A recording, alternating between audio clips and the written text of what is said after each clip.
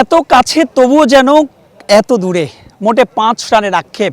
সঙ্গে আছেন জাকির হাসান, সিলেট দলের অধিনায়ক। একই দিনে তার দুটো আক্ষেপ।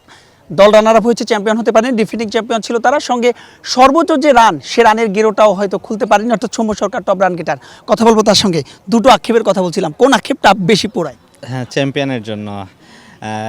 আমি অ্যাজ এ পার্সন হিসাবে পার্সোনাল মাইলস্টোন হলে ভালো লাগে, বাট তার থেকে টিমকে যদি চ্যাম্পিয়ন করাইতে পারতাম আরও ভালো লাগতো।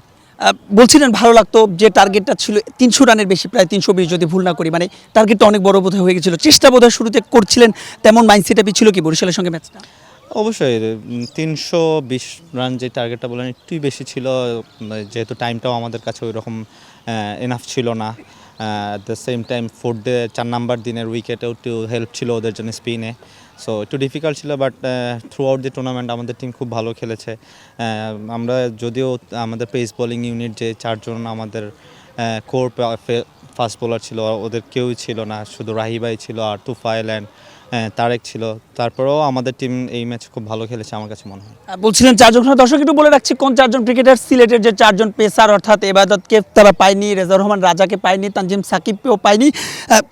ব্যক্তিগতভাবে আপনার টুর্নামেন্টটা তো ভালো গিয়েছে, বলছিলাম যে একটা সেঞ্চুরি করেছেন, 5টা 50 করেছেন।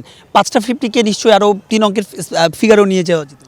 হ্যাঁ, অবশ্যই ওইটা যেহেতু, বাট আমি প্রথম 4 ইনিংসে 2টা ইনিংস ব্যাটিং করেছি, পরের 2টা ইনিংস ওই রকম যায় নাই। বাট পরের যেগুলো ইনিংস ছিল আমার কাছে মনে হয়েছে যে অ্যাটলিস্ট রান পেয়েছিলাম, ওগুলা যদি আরও 2টা 100 করা যেত আরও ভালো হতো। বাট আল্লাহর কাছে যে থ্যাঙ্কস যে ওইখান থেকেও যে আমি এই পজিশনে এসেছি। লাস্ট 7 ইনিংসে আমার অলমোস্ট 5টা 50 অ্যান্ড একটা 100 ছিল, সো আমি আল্লাহর কাছে এর জন্য গ্রেটফুল। জাকির, আপনার শুরুটা ছিল ট্রিমেন্ডাস, সেঞ্চুরি হাঁকিয়েছিলেন ভারতের সঙ্গে, পরের ম্যাচে 50, এরপরে কিছুটা ব্যাট প্যাচ গিয়েছিল। আগামী বছর বাংলাদেশ রেকর্ড সংখ্যক টেস্ট খেলবে, অস্ট্রেলিয়াতে আমাদের টেস্ট ম্যাচ রয়েছে 2003 সালের পরে আবারও। নির্বাচকদের জন্য আপনার যে কাজ, সে বার্তাটা তো নিশ্চয়ই দিয়ে রাখলেন। অবশ্যই আমার কাজটা পারফর্ম করা, আমি পারফর্ম করার চেষ্টা করেছি। আবার যেই খেলা আসবে সামনে, বিপিএল আছে, ওইটাতেও পারফর্ম করার চেষ্টা করব। সিলেকশন করা আমার কাজ না, সিলেকশন করা সিলেক্টরদের কাজ। আমি আমার যেই কাজটা আছে পারফর্ম করা, ওইটা করব। যখন আমাকে টিমে মনে হবে যে আবার ব্যাক করানো দরকার, তখনই করাবে। বলছিলেন ব্যাক করানো দরকার। আমাদের যে ওপেনিং প্লেয়ার, আমি টেস্টের কথা বলছি, যেহেতু আপনি টেস্ট ফরম্যাটেই, মানে আমি তকমা দিচ্ছি না, তারপর টেস্টের কথাই বলছি। ওপেনিং প্লেয়ার সাদমান এবং জয় সাম্প্রতিক সময় ভালো করছে। এই যে যখন সবাই ভালো করেন, তখন দলও নিশ্চয়ই বেনিফিট হয়, নিজের ভিতরে আলাদা একটা চ্যালেঞ্জও হয়। না, অবশ্যই। দেখেন, আমরা লাস্ট টেস্ট সিরিজে যেই সার্কেলটা ছিল, আমরা টপ অর্ডারটা একটু সো পারফর্ম করেছি। আমার কাছে মনে হয় ওইখানে যদি আমরা ভালো পারফর্ম করতাম, টিম আর একটু বেটার পজিশনে যেতে পারতো। দেখে ভালো লাগছে যে জয় অ্যান্ড সাদমান ভাই খুব ভালো খেলছে।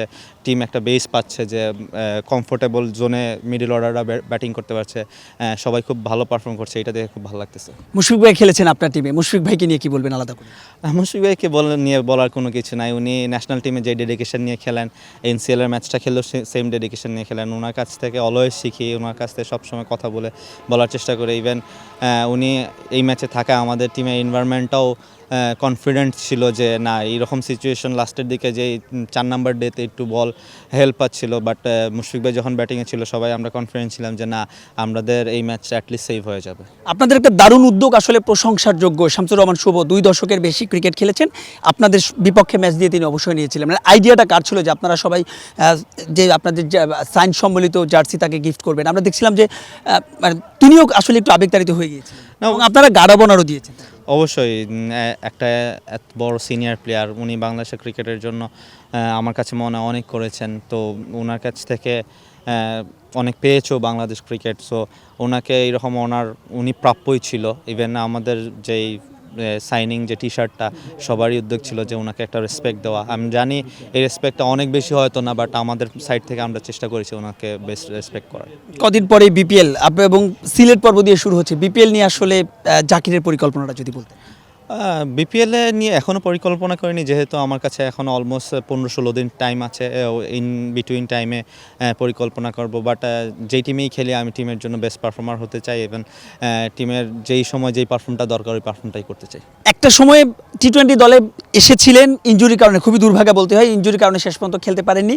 আমাদের দেশে আসলে যারা শুধু টেস্ট খেলে, এদের তকমা দেওয়া হয় শুধু টেস্ট ক্রিকেটার। আপনি নিশ্চয়ই 3 ফরম্যাটেই খেলতে চান। অবশ্যই প্লিজ কাউকে তকমা দিবেন না, কারণ তকমা দিলে মানুষ আর অন্য কিছু চিন্তা করতে পারে না।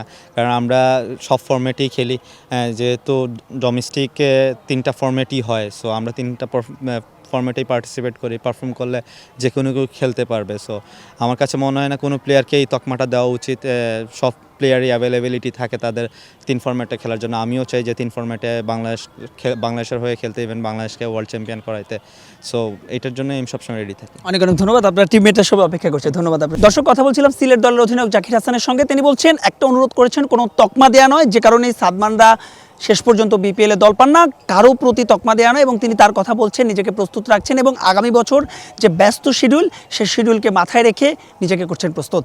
Abu Rimon, star news, Rajshahi.